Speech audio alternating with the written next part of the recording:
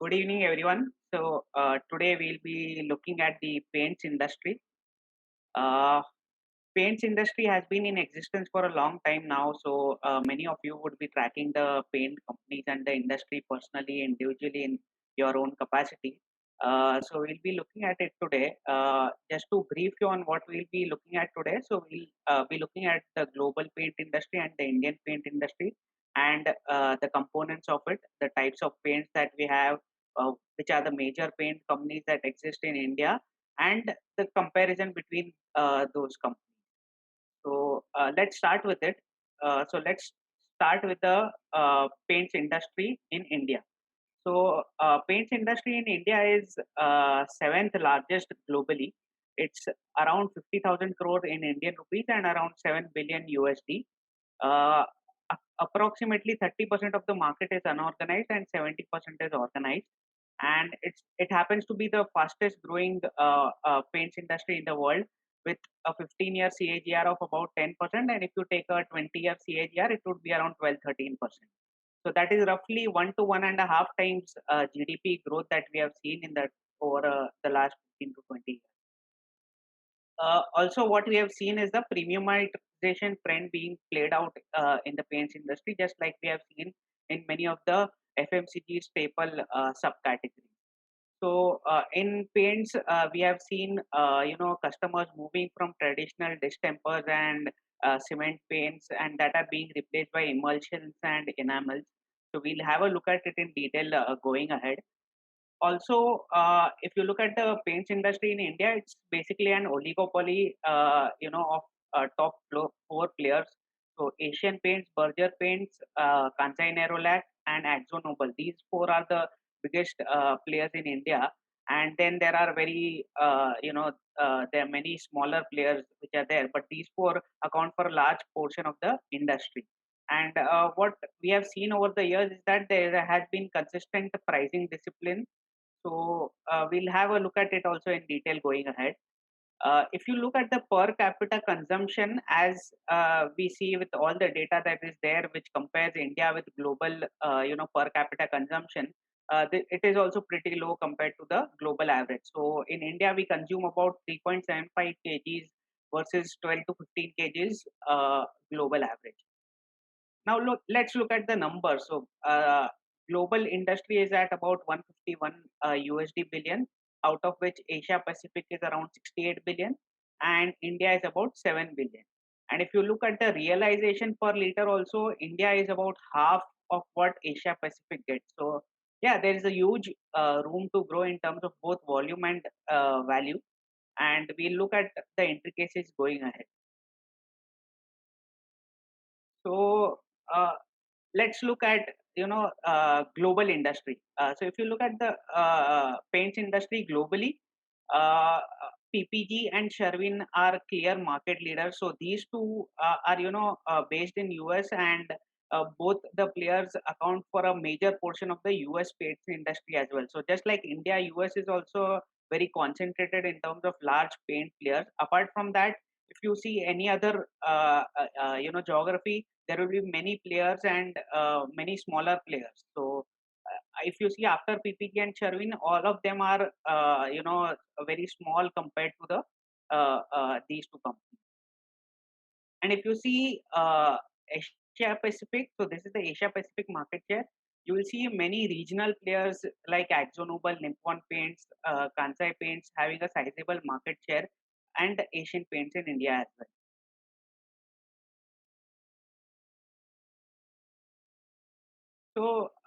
Let's look at the organized versus unorganized. This theme has been, told over and over again since GST has been implemented. Also, what happened in the paints industry is that firstly they levied a 28% GST on paints, which was then gradually reduced to 18%. So what people thought was that after reduction in this GST rate, we'll see a faster shift from the unorganized to the organized players. Let's look at the hard numbers. So if you look at the last 10 year CAGR, so that would include the last 3 years of GST implementation as well. So organized players have grown at about 12.3%, whereas the unorganized players have grown at 9.6%. So there is not a stark difference in the growth rates between both unorganized and the organized players. Also, if you look at the market share between the organized and organized, so market share of organized players has grown from 65% to 70%, and unorganized has gone down from 35% to 30%. So there has not been a stark change in the market shares of unorganized and organized, but there is a gradual shift which is happening. Also, after the reduction in GST rates from 28% to 18%, what we have seen is the larger paint companies entering into lower priced products and competing with the unorganized segment. So in the lower price bracket now, there is more competition. So we'll have a look at it in detail later. Now let's look at the drivers of the industry growth. So these are very well known and well said. So increasing nuclearization and urbanization of families. So we have seen families being split up and sons staying away from their families. And plus we have seen people moving from rural areas to urban areas. There is formalization happening. There is value migration happening from unorganized players to organized players. Also, what has been seen is the repainting cycle has shortened. So what earlier used to be about 8 to 9 years has come down to about 5 years. That's what the industry data says. Also, there is a growing demand from smaller towns and rural areas where we have seen houses shifting from kacha houses to pakka houses. So pakka houses will include houses made up of stone, timber, etc. as well, which doesn't require painting. But there has been some increased demand in the smaller towns as well. Also, there have been affordable housing initiatives which have been taken by the government, due to which the number of houses have increased and hence the paint demand. Also, we have seen is the distribution reach of all the top players increasing a lot over the years. So all the companies have grown their dealer reach and the distribution reach to a large extent, and gradually starting from metros, they have ventured into tier 3 and 4 towns now. As I said, there has been a premiumization which has been played out in the industry from distempers to enamels and emulsion. And infrastructure growth has also, propelled the industrial paint demand in the industry. So, what have been the drivers of the shortening repainting cycle? As I said, it's come down from 8 years, 9 years to about 5 years. We have seen increasing disposable income in tier 2 and 3 towns. What we have seen over the years is that there has been increase in the square feet area of flats and also independent houses being replaced by apartments and clusters. And then a conversion of mud and clay houses to brick and mortar houses which require painting. So what has also happened is that lower end paints are available at reasonable prices, and they are increasingly being perceived as look good, feel good kind of a product. So we have seen increased demand of paints in the last few years. Now let's look at the Indian paint industry in detail. So basically, it's divided into two categories: decorative paints and industrial paints. Decorative paints is about 75% of the industry, and industrial paints is about 25% of the industry. Globally, it's the number is quite different. So globally, if you see, industrial paints account for about 60% of the industry, and decorative paints are about 40%. The Indian paints industry in that sense is a little different. So decorative paints, has the high end emulsions, the medium range enamels, and the low end paints. And industrials consist of the automotive paints, which form about two-thirds of the demand, and the rest is marine paints and other OE.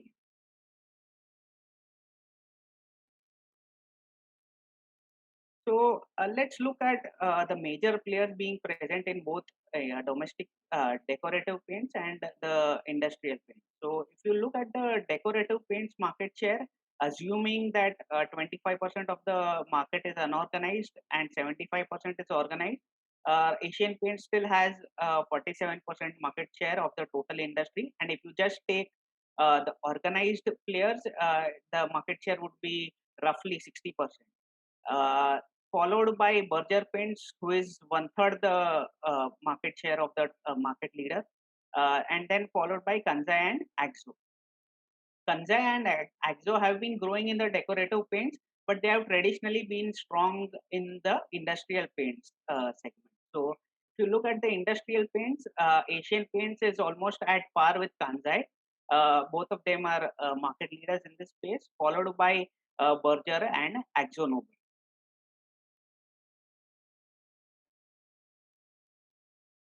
So, if you see the breakup between the decorative and the industrial paint segment, it's basically skewing more and more towards the decorative paints. So from 67% of the industry to 75% right now over the last 12 to 13 years.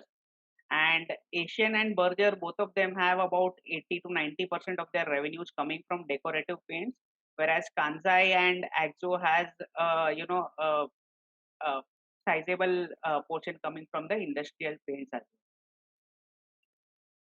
well. Now let's look at. Raj, sorry for interrupting. Yeah, Uh, sure. we are not able to see the slide transitions. If you have mentioned the names and charts were there. Okay, sorry. Now you can Yeah. see it. Yeah, we can see the transition now. Yeah. Sorry. Yeah. So this was the point that I was making, that share of decorative paint sales has been increasing in the last 12 to 13 years. So decorative paints has grown from about 67% in FY08 to about 75% in FY20, and similarly, industrial paints has gone down. So let's look at the decorative paints in detail. So what does it consist of? It consists of all the enamels, distempers, wood coatings, putty, primer, and thinner. And so basically, what's the difference between all of them? So emulsions are basically water-based paints. They are durable, washable, and they give superior aesthetics to the walls.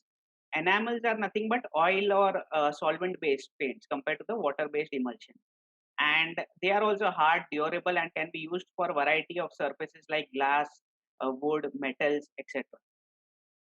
Distemper is again a water-based paint, and they were also known as cement paints earlier, and they can be applied directly on the walls without using the primer as well.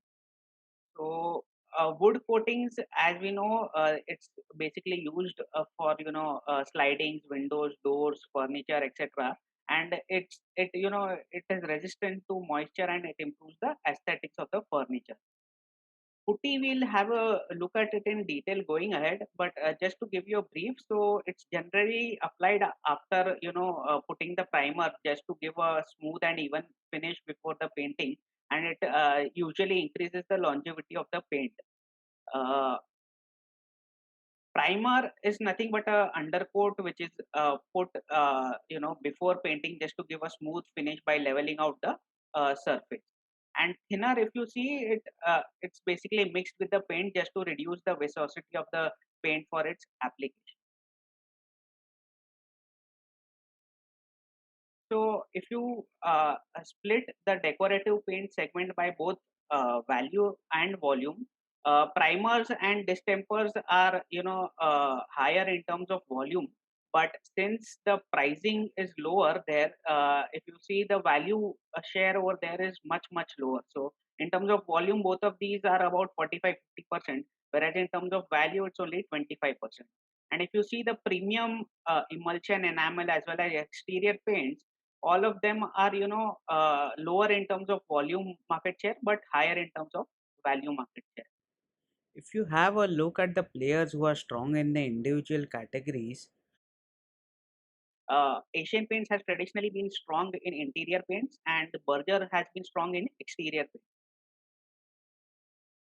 Now let's look at the industrial paint segment. So as I said, two-thirds of the industrial paint segment is automotive painting, that goes into painting of cars and painting of them.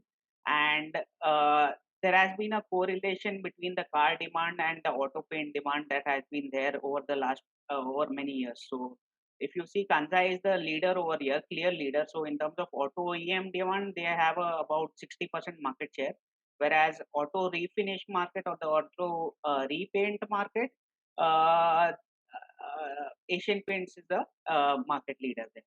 In terms of GI coatings, so GI coatings is basically used for construction, heavy engineering, agricultural equipment, etc. Here also Kansai Nerolac is the leader.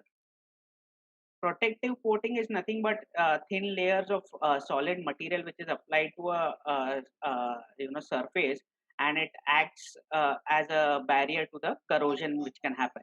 Berger Paints is a leader in this protective coating segment. In powder coatings, so powder coatings is used for coating metals to prevent corrosion and finishing applications. And Kansai is the leader here, followed by Berger Paints. If you look at the industrial paints business, it's basically a B2B business where cost competitiveness is very, very important. So, cost controls and, the margins there are lower than the decorative paint segment. And hence, the margins that you see for Kansai and Akzo are lower than Berger and Asian Paints both. Both Kansai and AkzoNobel have global parents and are very strong in R&D and technical expertise. Hence, these two players are very strong in the industrial paint segment. Also, customers will have their specific requirements in terms of what industrial paint they require, and there is a technical expertise which is required in this segment.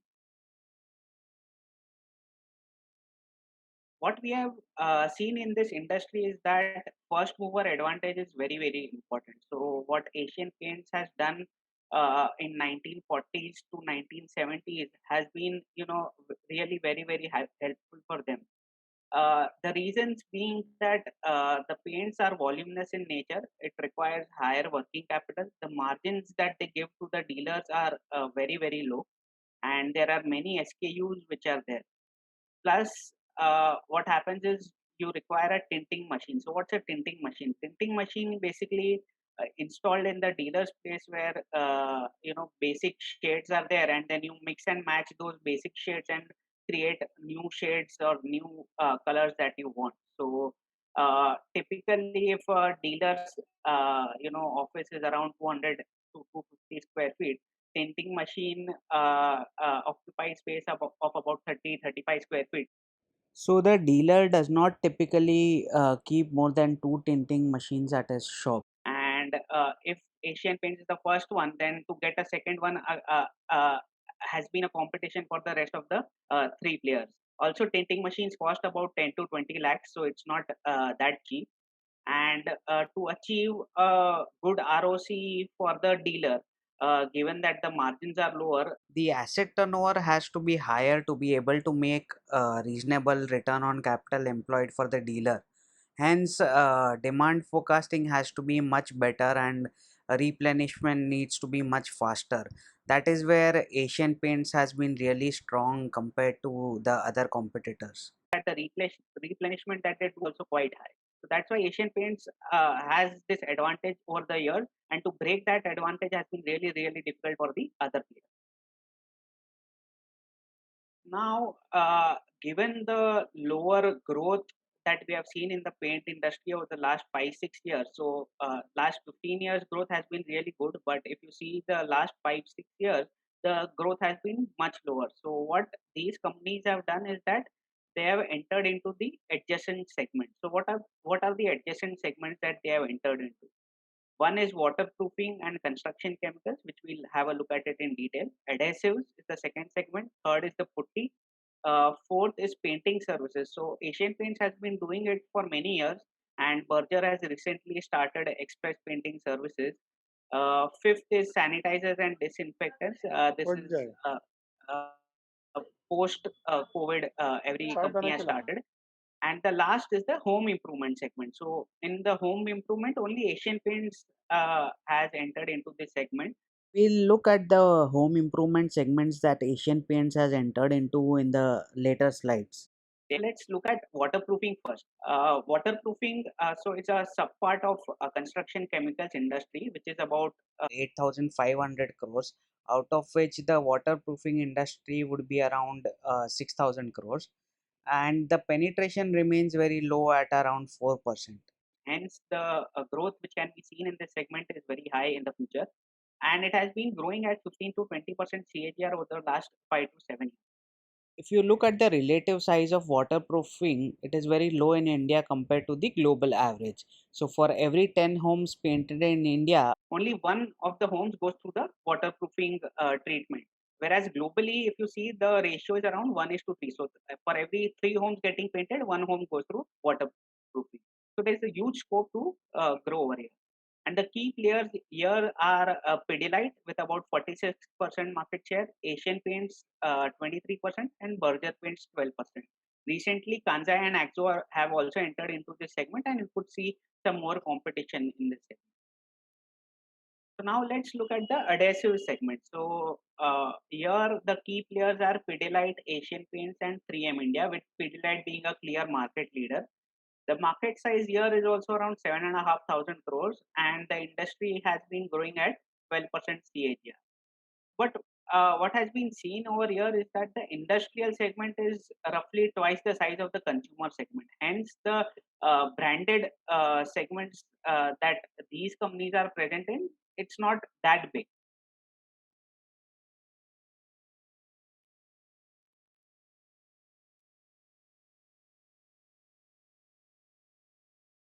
Let's come to putty. So putty basically is, as I described, it's basically a put on the wall just to give a smooth and even finish to the wall, and it's basically increases the life of the paint. It's roughly a 5 to 6,000 crore market size. Key player here are Ultratech Cement, JK Cement, and Asian Paint. It has a very large unorganized segment, and all the paint companies basically outsource the manufacturing of this. The margins are very similar to paints over here, but ROC is much superior given that the production is outsourced by the paint company.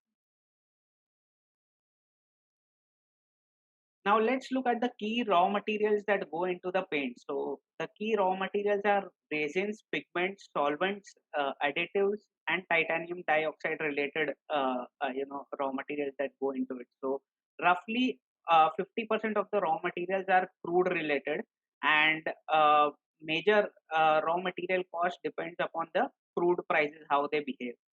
So we look at the margins and how they have changed over the years depending on how the crude prices have behaved.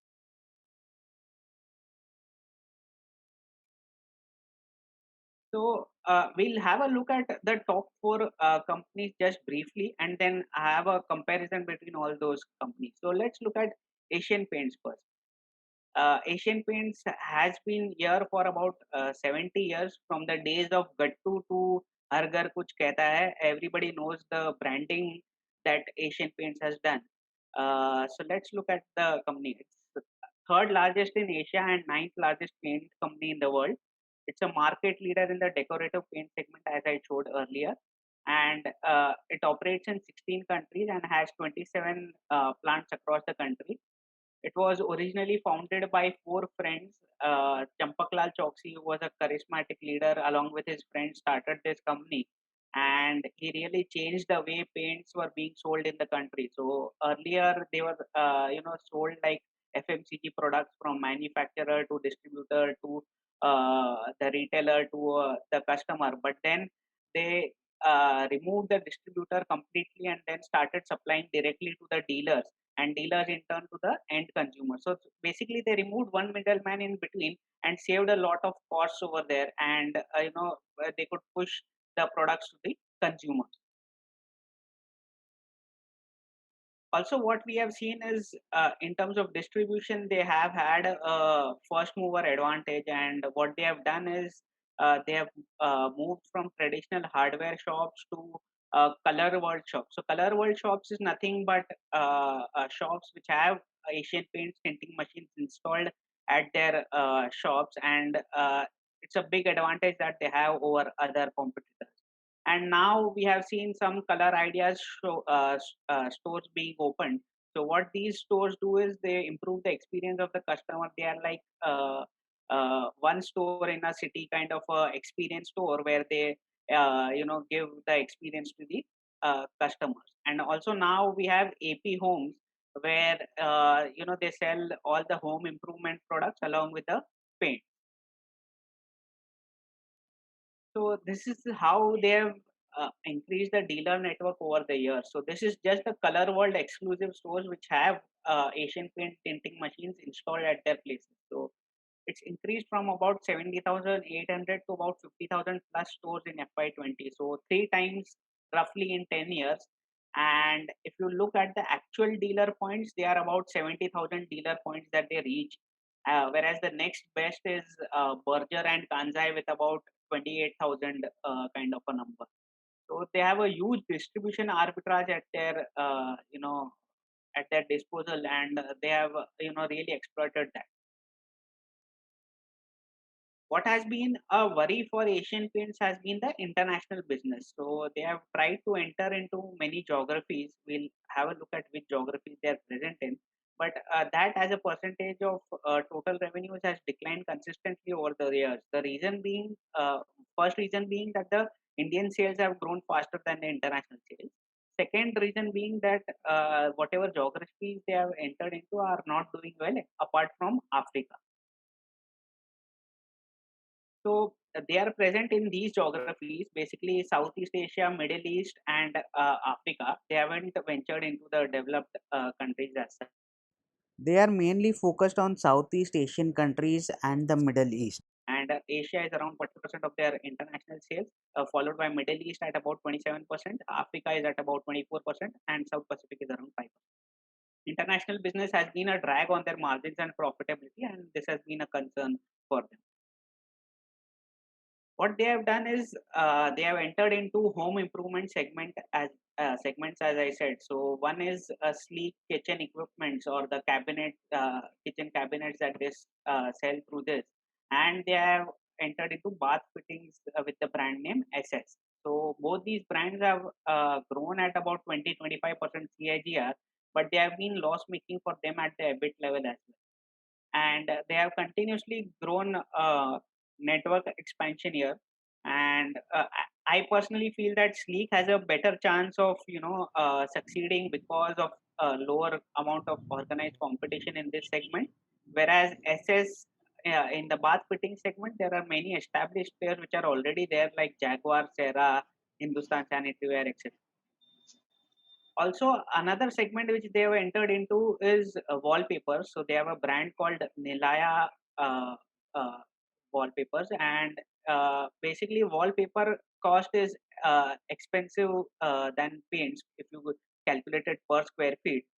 And but the market size there is also very small. So they have plans to enter into other segments as well, like furnishings, decorative lightings, etc. We'll see how all the other segments grow.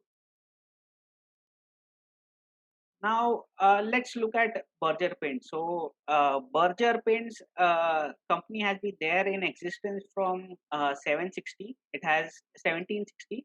Uh, Berger Paints has been in existence for a long time but has changed hands at the promoter level a number of times.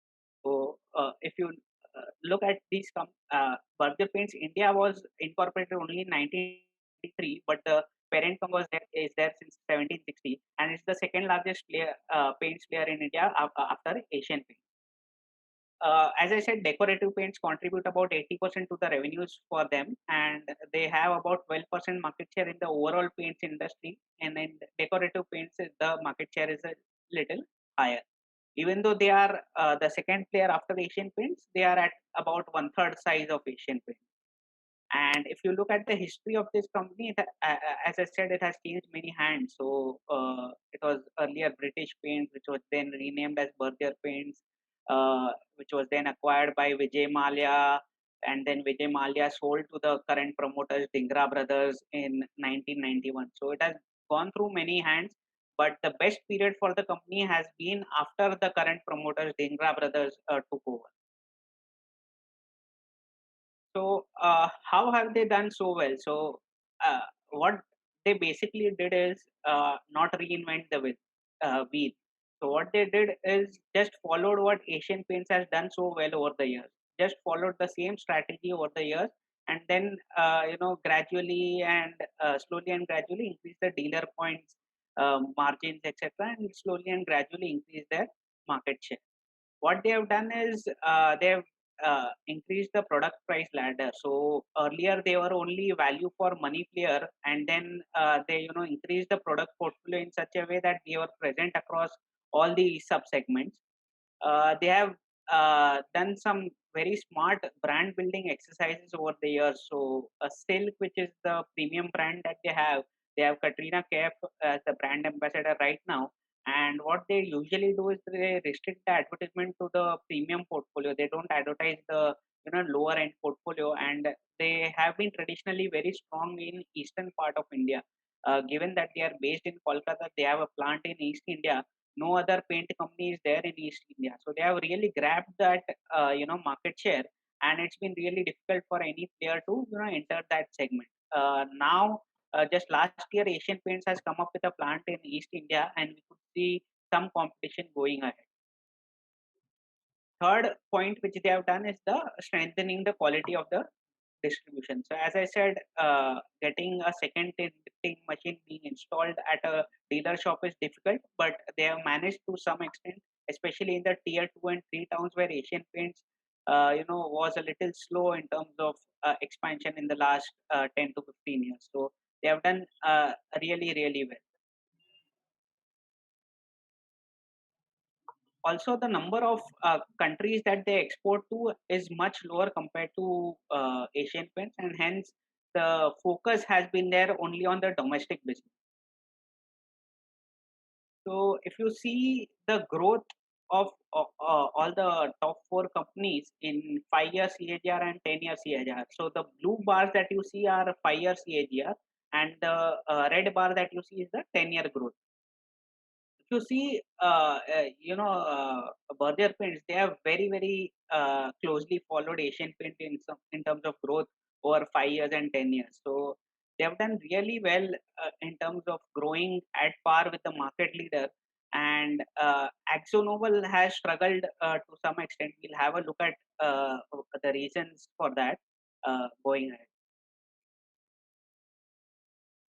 If you look at the dealer network as well, they also have expanded their dealer network by 3x in the last 10 years, from 8,500 to 28,000. And as we saw, Asian Paints is at 70,000. So they have a huge room to grow further as well. Now let's look at the third company which is there, which is Kansai Nerolac. So for Kansai, decorative paints constitute about 65% of the sales, whereas industrial is around 35%. And it's a leading player in auto OEM. Key customers are Maruti Suzuki, Tata Motors, Eicher, Hero, Honda, Toyota, Mercedes Benz, etc. In the auto refinish or the repaint market, they have entered about 3 years back, and they have a 6% market share, where Asian Paints is a clear leader in terms of auto refinish market.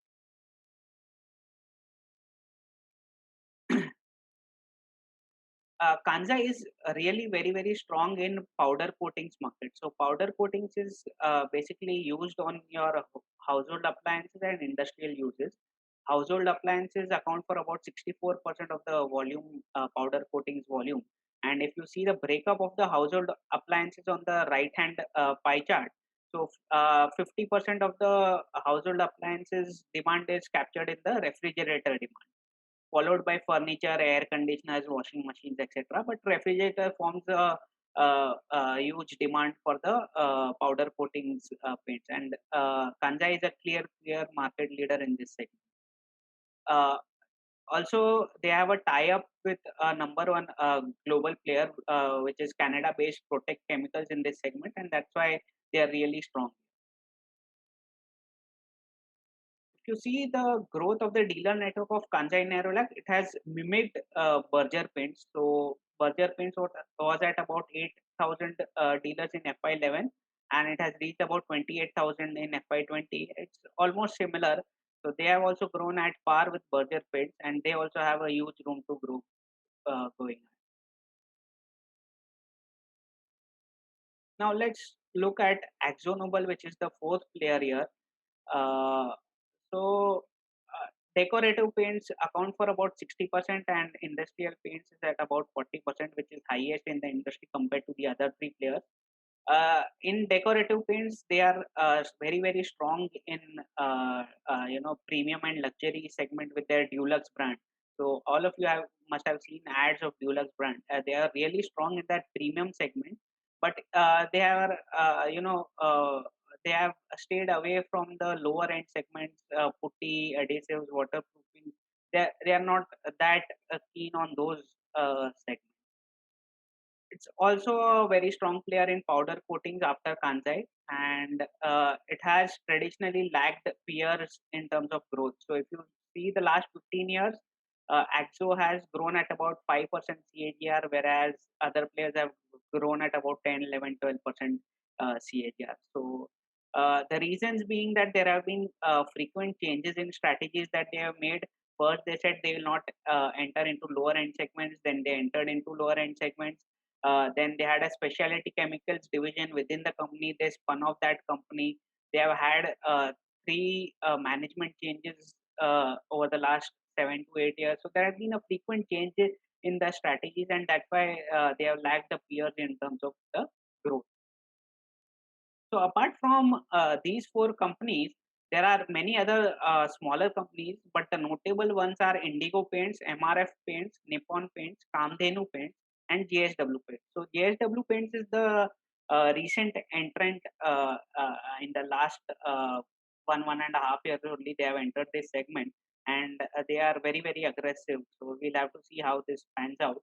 Indigo Paints is a small company which has been very impressive in terms of innovation, product innovation, and they have been able to get dealers where Kansai and Axo haven't been able to get. So Indigo Paints is a very interesting company in the unlisted space to keep a track of. now let's look at the financials. So whatever we spoke about right now is the narrative part and the history of the company. Now let us look at the hard numbers, because this industry has been in existence for years and we have data of all the companies. So let's look at some numbers. So this is the market share of the top five players. So after fourth, fifth is the Shalimar Paints, which is listed. So if you see, consistently Asian Paints has been about 55 to 60% market share. Berger has been around 17 to 18%, followed by Kansai, and Axo is someone who has been lagging at about 7-8%, followed by Shalimar Paints. Shalimar Paints is a very small company. It's a 300 crore market cap company, whereas these are much bigger. And if you look at the profitability market share, so even though Asian Paints has about 50-55% market share, uh, the profitability they have about 64-65% market share, followed by Berger Paints at about 16-16.5%. And Kansai has a little lower profit market share, mainly because of the industrial paint segment that they have. Axo has a higher market share compared to Kansai, mainly because of the construction chemicals and the specialty chemicals that they are present in, and they are also present in the premium decorative paints, where Kansai is a little weak.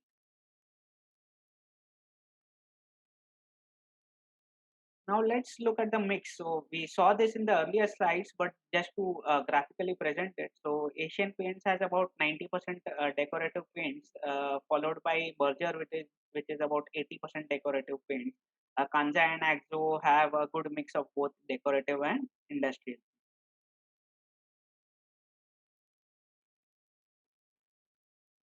If you see the revenue per active dealer for all the three companies, so Axo, as I said, is an outlier. So I haven't, represented Axo in some of the slides, given that they are a little different. But if you see revenue per active dealer for the top three companies, Asian Paints has been a clear market leader with about 3 million rupees or 30 lakh rupees per dealer, whereas Berger Paints is at about 18 lakh, and Kansai is at about 15 lakh.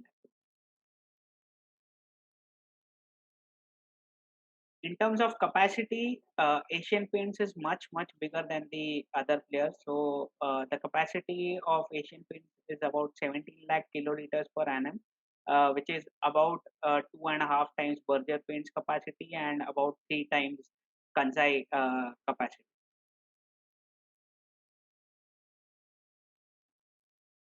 So, what has been the revenue trend for all these four companies? So, if you look at the revenue, so Asian Paints, as you see, is very big compared to the other three players.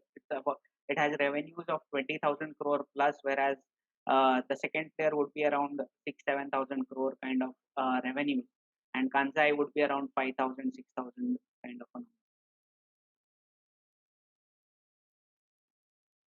Gross margins. So all the gross margins for all the players has been in very close correlation, mainly because of the crude prices. So gross margins depend on the crude prices. Though the pricing discipline has been there, pricing power is not that strong in the paint sector, given that a lot depends on the crude prices and the raw material prices.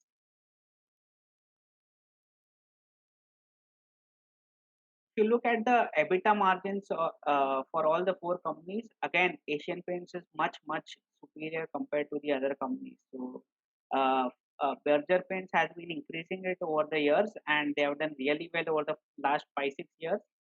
Uh, but yeah, Asian Paints is a clear leader in terms of margins.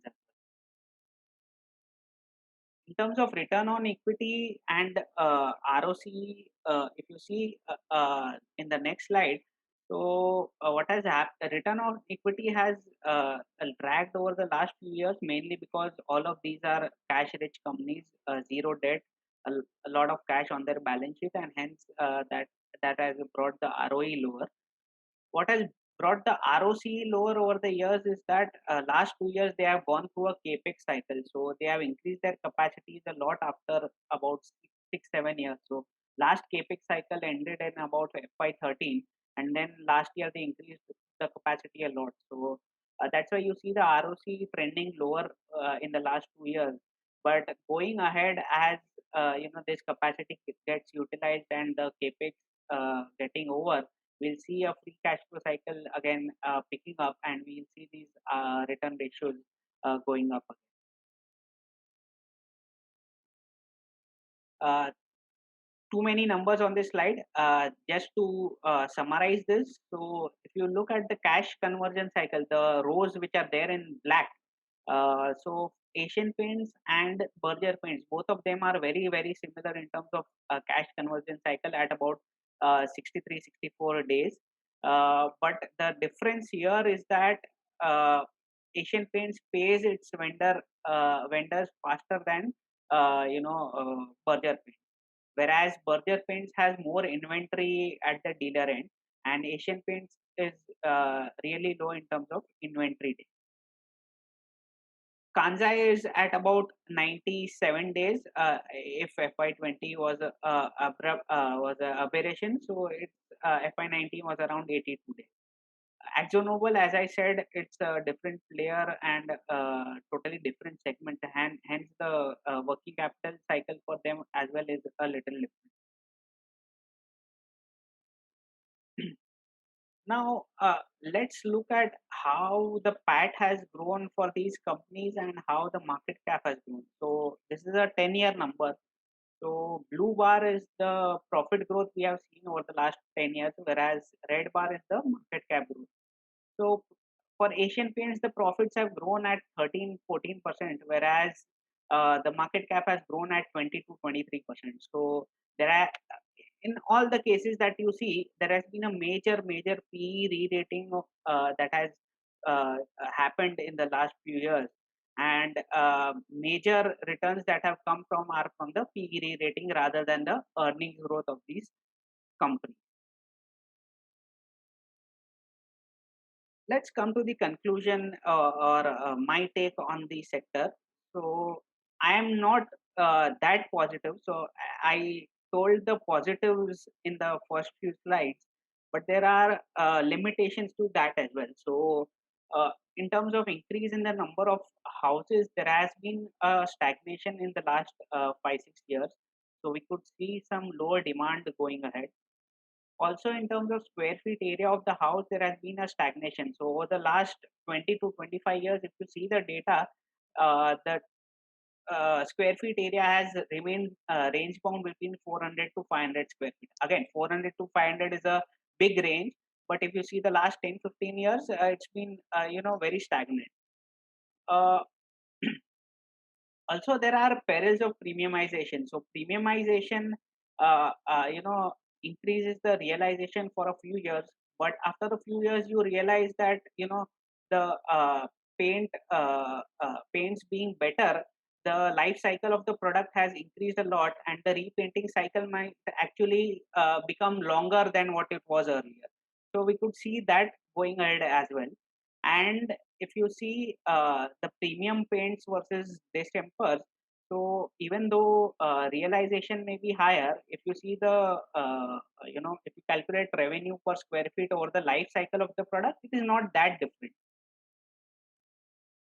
And the last point being the valuation. So valuation, I don't want to dwell into too much, but if you do a reverse DCF for the next 20 years, it suggests about 15% plus kind of growth, whereas the last 15 to 20 years data has suggested 12 to 13% growth. So basically, they are saying that they will do even better than what they have done over the last 15 to 20 years, which is a question mark for me.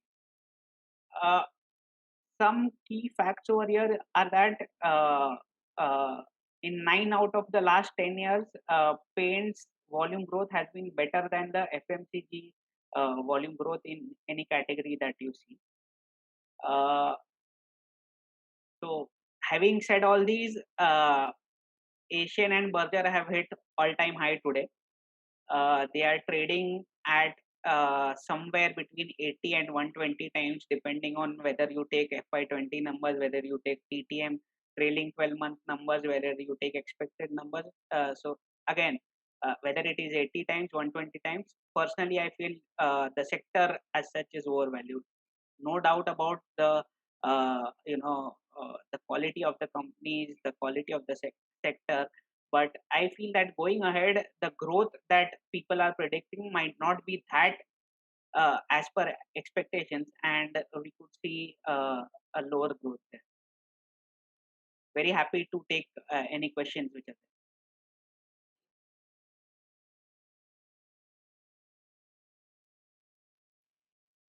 Thank you, Raj. Thanks for the interesting presentation. We have one question so far, which is from Manish Doshi. Manish, you can unmute yourself and ask the question if possible. Otherwise, I can moderate it for you since it's we want to go back to the normal That's FOF. fine, Ronak. You can go ahead and ask the question. Sure. Thanks, Manish. No problem. So Manish says, thanks Raj for an informative session on the paints industry. What do you think is the reason why the higher end car manufacturers still don't trust the Indian paint industry to set up their paint shops, but still prefer to import them? So, as I said, even in auto OEMs, Kansai is the market leader because it has a strong parentage in terms of global parent and the R&D and the technical expertise that they have. So, the auto OEMs have been trusting those players, with global parentage, with a good R&D department, with good technical expertise. Whereas the Indian players, mainly Asian and Berger, have been concentrating more on the decorative paint segment, and they don't have the R&D and the technical expertise for the industrial paints or the more specifically the auto paints industry. Thank you, Raj. Thanks, Raj. The next question is from Mr. Kirit Modi. What is the implied growth in sales turnover over next 10 years in today's valuations for Asian Paints as well as Berger? So next 10 years, I'm not too sure about the next 20 years. The profit growth, predicted profit growth is around 15%. That means the revenue growth would be in the range of 10% kind of number, uh, plus minus 1 or 2%. We'll wait for more questions to come up in the chat box. Meanwhile, I'll ask a question from my own because I'm interested in the way you presented. It seemed like a lot of on-the-ground data was also incorporated over here. Which interesting books or resources you went across to come up with all the historical insights as well as the current state of the industry? Right. So there's a paint industry report which is published. It's called World Colors Report or something like that. I have to check that out. Apart from that, so Unusual Billionaires, the book by Saurabh Mukherjee, has two chapters, one on Asian paints and one on Berger paints. So that gives a history on the promoters and how they have built these companies over the years. Also, there's a, specific book which is there on the Berger Paints promoter, Dhingraj. That is also interesting to read. Yeah, these were the reading materials. Apart from that, it is very, very widely tracked, and almost all the sell side has the coverage on it. So, yeah, you talk to anyone and you will get the data. Thank you, Raj. If anybody else has a question, you can raise your hand, unmute yourself. You can have a free flowing discussion since, yeah, there's one new question. Sorry. Mr. Sachin Pandya has asked any data regarding Asian Paints home service numbers and its growth, where they take the entire renovation of the homes. So I don't have the numbers for the specifically the service part that they do. I don't know whether they actually disclose that number also or not. But all the home improvement segments that they have entered into, be it painting services, be it sleek, SS, or furnishing, all of them have been growing at about 20-25%. So uh, I don't know the specific service growth numbers, but yeah, I can get back to them on that. Thanks, Raj. Mr. Ashish Shah, one of our old-time FOF members, has asked a question. Can you throw some light on Sirca Paint, SIRCA? Sirca Paint, I haven't had a look at. I think Sirca Paint is listed on the SME exchange, so I don't have too much information on that company. I haven't tracked. Sure. There's a googly question by Mr. Kirit Modi. You mentioned Saurabh's book. You may know that Marcellus is very bullish on Asian Paints and Berger. What do they see different than what have you concluded? Everybody has their own investment philosophy, his own way of looking at things. Maybe he's more positive than I am at the paints industry. We'll see how it pans out. I don't want to comment on his side of things. Sure. Nice to see Kavan after a while. Kavan Dalal has a question. He says, are there any Chinese companies in this industry? There are some local players which are there in China itself, but none of them which are present in other geographies. So they are very limited to their own geography. Apart from that, in the export market, none of them are. Japan has a lot of companies. So Nippon is there, Kansai is there. Japan has a lot of paint. Sure, thanks. We'll wait for a few more questions to populate. Meanwhile, just a interesting mention that you said that adhesives is a growing category and Pidilite is the dominant market leader. What do you see Asian Paints is doing differently than Pidilite in this segment to gain that market share or even grow the market? So both in adhesives and waterproofing segment, what uh, happens is that these guys already have a dealer network which is there. So what they try to do is sell the same similar kind of adjacent kind of categories to the same dealer network. And in terms of waterproofing, especially, what happens is usually people do waterproofing just before painting. So both go hand in hand, and they are able to sell it more through their dealer network. Adhesives is a tough category to crack because Pidilite has been there and it's very, very strong. But Asian Paints has entered into it. Astral Poly is also there. So we have seen some competition there. It will be difficult for Asian Paints to crack this category. Thanks, Raj. There's an interesting question from Mr. Deepak Somaya. Nice to see him. In your reverse DCF calculation, what assumption did you take for cost of capital and terminal growth rate?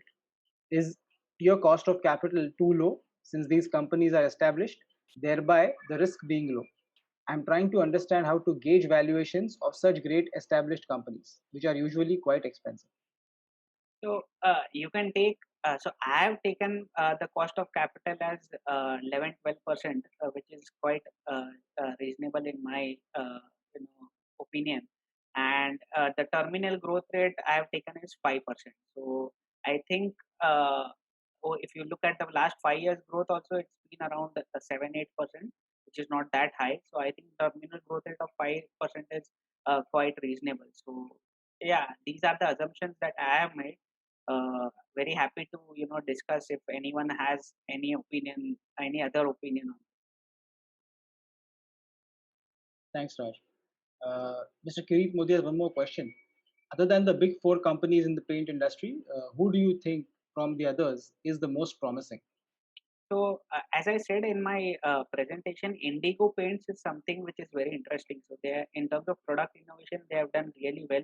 Also, getting newer dealers in rural towns and some metros, they have done really well. So Indigo Paints is something which is really interesting. At the same time, GSW has a strong promoter, and they have been very aggressive. So we'll have to see how GSW.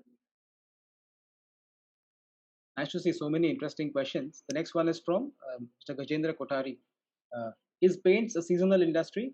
More demand around festive or wedding seasons and less demand during monsoons? Very perfectly said. So monsoon demand is typically very very low. At the same time, Q3 and Q4 are very strong. So usually weddings, festive season, there's more demand around that. Yeah. Another nice one from Premal Sangvi. Modular kitchen, which do you think will grow faster for Asian Paints? Can you share some more data points about size and players in the industry competing with them? So there is no authentic data on this industry since the organized market is only 4% of the market size. So uh, I don't know how authentic is this data and how big is the market. But given that organized is only 4%, you could see a huge headroom for them to grow. So also the other segments has more established competitors. That's why I said this is the segment which would be easier to crack for them. That's the only reason that. Interesting. Thanks, Raj. There's a follow-up question from Mr. Deepak Somaya who asked you regarding the reverse DCF assumption. He's asking that did you reduce your cost of capital post the recent interest rate decrease by global central banks? So I haven't taken global central banks into account, but the definitely the RBI interest rate reduction has been taken into account. Yeah. Gajendra has a follow-up question. Uh, are any of the companies focusing more on company-owned outlets? Asian Paints is the only company which is focusing on this segment. So as I said, they have their color world stores and experience stores that they have, plus the AP home stores now they have. Again, these are not company owned; they are franchisee owned itself. But what they do is help the dealer in establishing the stores and create a one store kind of a thing where everybody can come in and experience this at the same time have a experience center there, get a feel of the paints and etc. So yeah, Asian Paints is something which has been doing this. Apart from that, I don't see any other company doing. Premal has a question regarding Shalimar Paints. The Shalimar Paints recently has undergone management change. Anything special to look out for there? I personally haven't tracked Shalimar Paints that closely. The since it's a very very small company, about 1% of the paints, less than 1% of the paints industry, or 300 crore market cap company. I haven't tracked it personally. My focus was more on to understand how the industry works, what are the constituents of the industry, and looking at the four major players. Again, out of the four major players, as I said, Axo is something which is different than the top three companies, and hence I think Asian, Berger, and Kansai are something which you can track closely over there.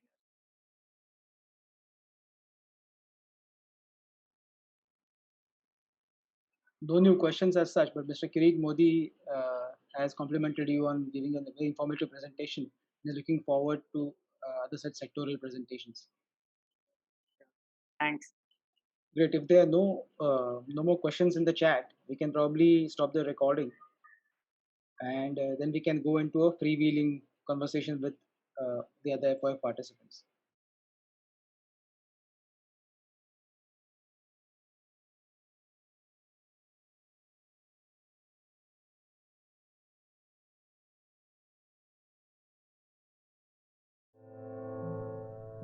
Whenever things got rough, I always remember what my father used to say. Running a business does test a man, my son. There are ups and downs, glorious highs, and sometimes a low that leaves you feeling defeated. The character of a man and the character of a business are not very different, are they? Yes. But when the chips are down, we must stand up,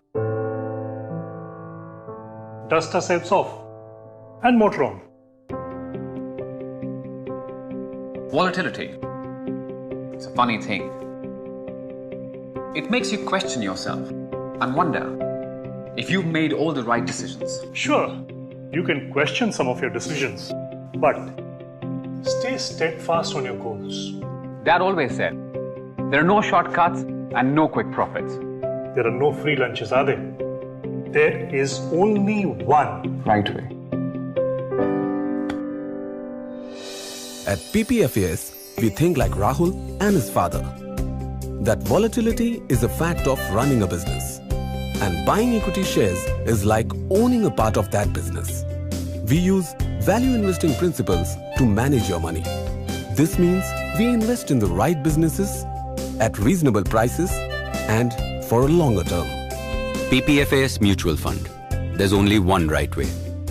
Mutual fund investments are subject to market risks.